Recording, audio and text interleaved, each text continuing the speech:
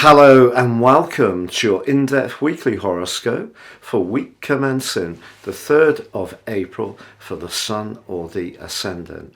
I'm going to give you some standout details that we can all collectively relate to, but please stay with me. I will then dive deep into each of the 12 zodiac signs from Aries through to Pisces.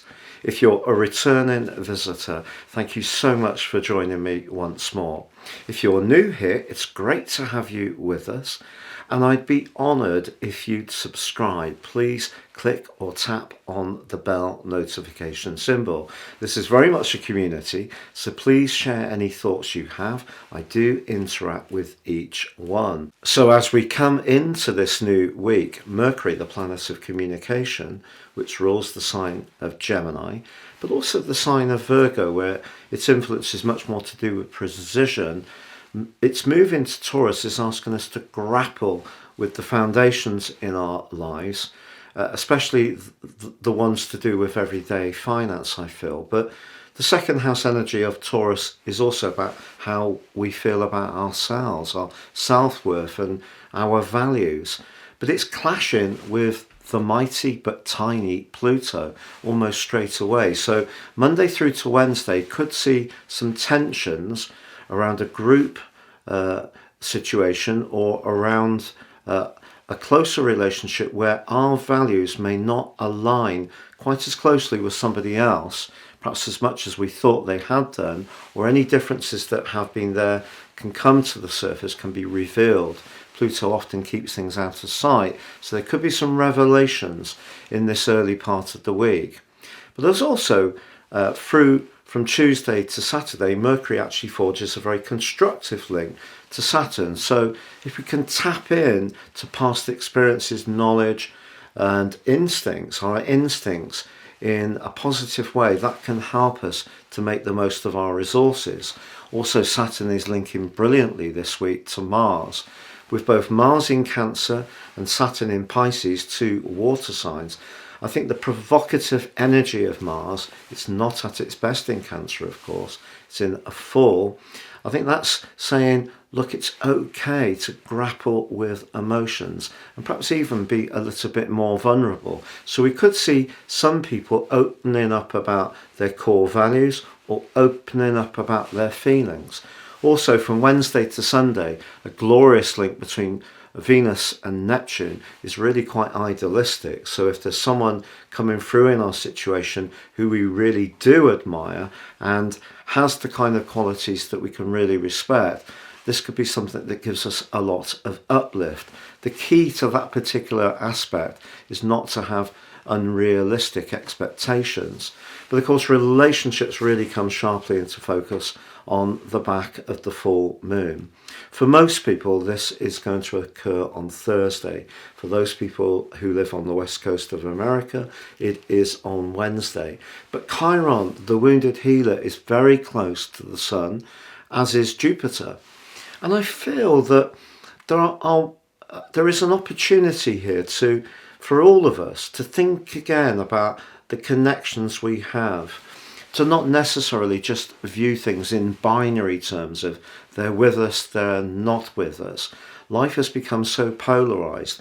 If you can see the nuances in situations and the experience of our journey through this existence that are really quite mutual, that's going to be something we can gain from this. But with Uranus forging a quincunx to the moon position, it could be that in some situations, differences over money or how it's spent or those values could be the part of the relationship which really does need some attention.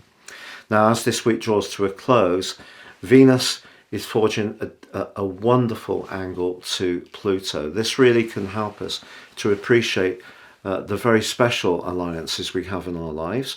And also a little bit of fortune is starting to bubble up, potentially, as the week draws to a close, as the Sun is approaching Jupiter in Aries. They're actually going to meet up in person, so to speak, next Tuesday. that will be when the aspect becomes exact. But this is one of the most fortifying of all planetary aspects in astrology. So if energy has been a little bit low, physical vitality, there's a lot of things that we're absorbing these days that can make us feel a little bit depleted. So I feel that there's an opportunity to feel a sense of uplift. But overall, this is a week which is asking us to engage with feelings and also the reality of our everyday resources and our need for security, and just feed that into how we're thinking about our need to get our own way, very Aries energy, against how we need to collaborate and connect to others, that Libran full moon. Please stay with me now as I dive deep with each of the 12 signs. But if you would like to ascend above this zodiac forecast, if you give me 3 pieces of personal birth data of time, date and place of birth, I can prepare for you your life roadmap report. This can help you to get a much more intimate understanding of the patterns that have played out in your existence so far. And also my special package of 30% off, you can order your 12-month personal forecast. Totally unique to you, just like your life roadmap report. And this can give searing insights of how to make the most of the upcoming months. If you don't know your time of birth, I have developed a new solar chart and forecast package which also has 30% off. Please see the link below for more information on both. So Taurus, week commencing the 3rd of April is really exciting for you in terms of how you come into the week with Mercury arriving in your sign. You may have been feeling a degree of anxiety or just not quite as ebullient as you might like recently. Mercury in the 12th house can see us a bit worrisome, but it also can see us in a state of inertia. You know, things are going round and round in our minds, but it's more difficult to gain attraction. And of course, Mercury is not the only influence in your 12th house.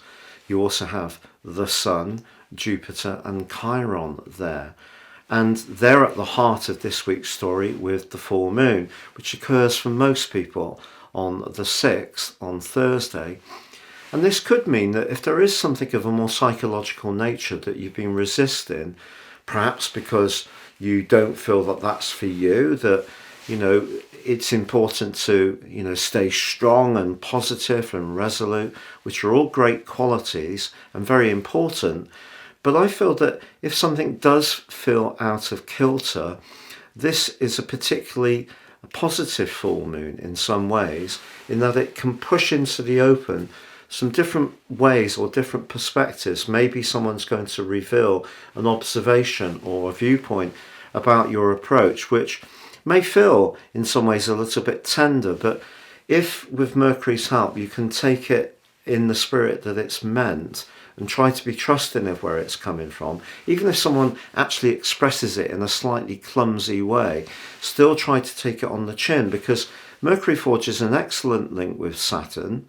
And somebody could just decide, Saturn can be stern of course, and it's in your 11th house of friendships, they could just be quite direct, but then maybe you're going to open up about something and be more to the point.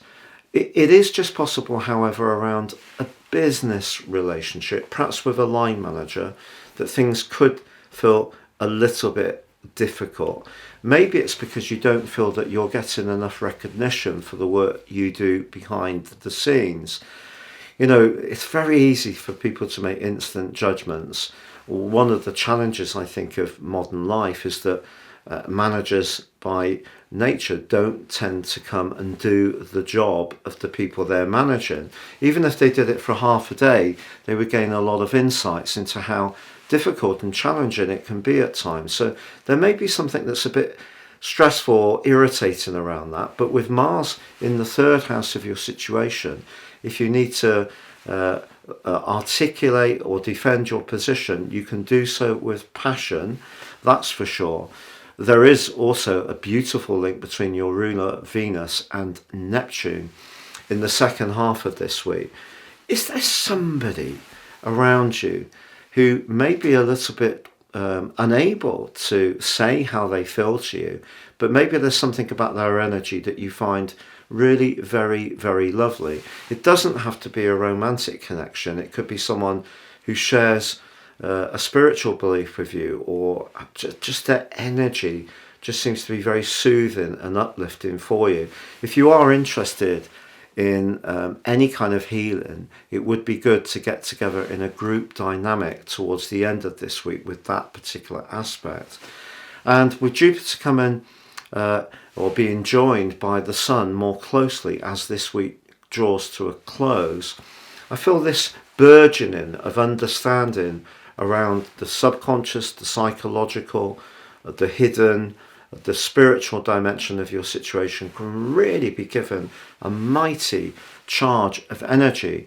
And with also your ruler linking so positively with Pluto as this week draws to a close, as much as one person at work may not get where you're coming from, there could be someone else who really does and actually really admires you and lets you know, maybe it is going to be a compliment that comes your way.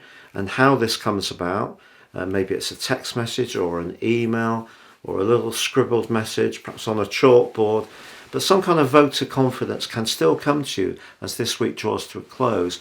But I think the key to unlocking this week for you most of all is accepting that some of the vulnerabilities that Mercury has been making you feel quite perhaps unsure about, or feeling a little bit too opened up, actually there's a lot of growth there for you to embrace if you seize the moment.